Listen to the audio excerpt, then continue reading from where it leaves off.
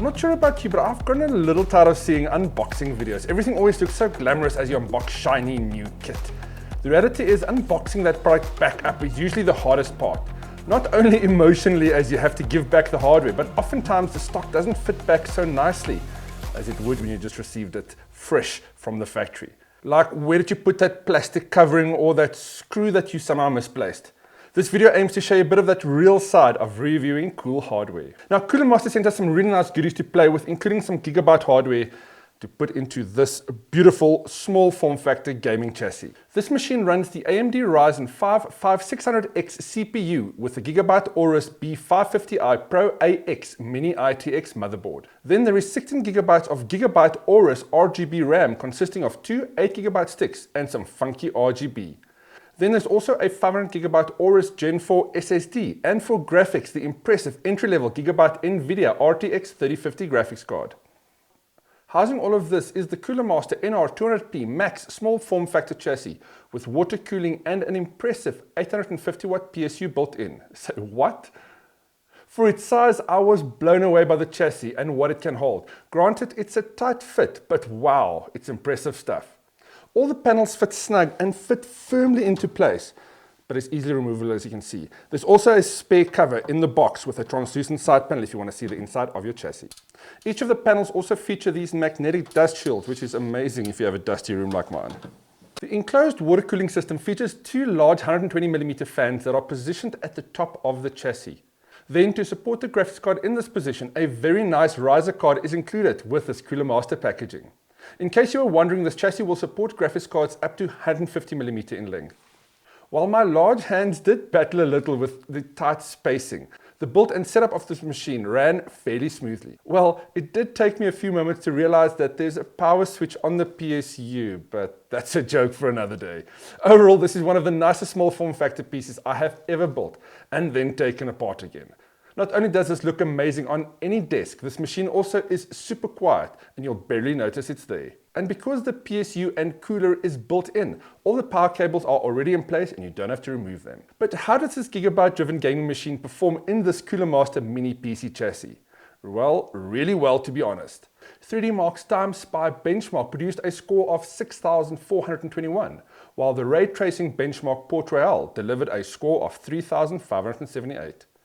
The 3D Mark CPU profile produced a score of 5,427 at max threads and 914 for one thread. And the 3D Mark storage benchmark delivered a score of 2,809. Looking at Cinebench, this mini gaming PC delivered a very respectable single core benchmark of 1,512 and a multi-core benchmark of 10,730.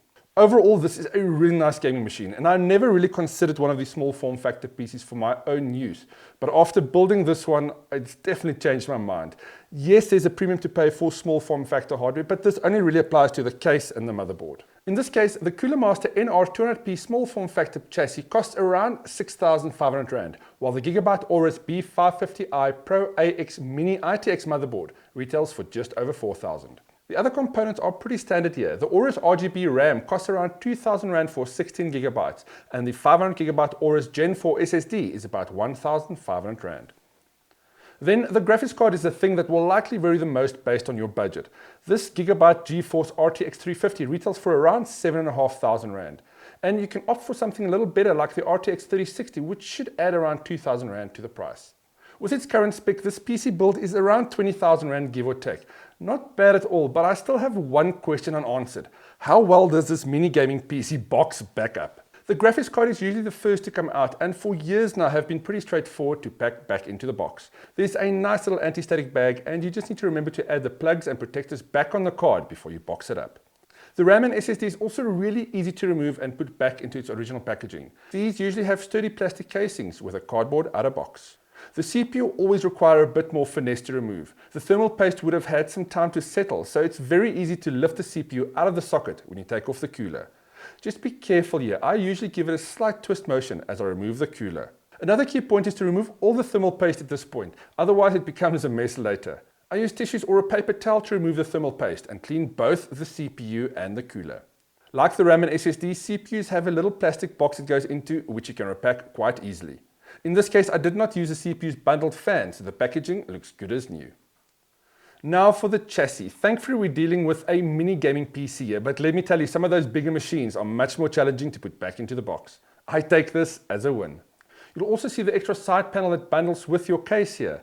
It's tempered glass side panel, so you can see the inside of the case if you have RGB to show off. After snapping the Cooler Master NR200P chassis panels back on, all I need to do is put it back into its plastic wrapping and put the foam protectors back on. At least there's no polystyrene here. And there you have it, a small form factor game PC that's around 20,000 Rand. It'll run most of your games quite comfortably. With an AMD Ryzen 5, 16 gigs of RAM and the Gigabyte RTX 3050, it'll run most of the games you throw at it at least mid-level settings. If you're a content creator and do work with video, I would recommend at least 32 gigabytes of RAM in this machine. What is your thoughts on small form factor PCs versus full-size gaming desktop? Let us know in the comments below. I for one have become a big fan and look forward to replacing at least one of my desktops with a small form factor gaming machine at some point in the future. If you'd like more news and reviews on games and hardware, please check out the NAG website at nag.co.za. See you on the next side show. NAG out.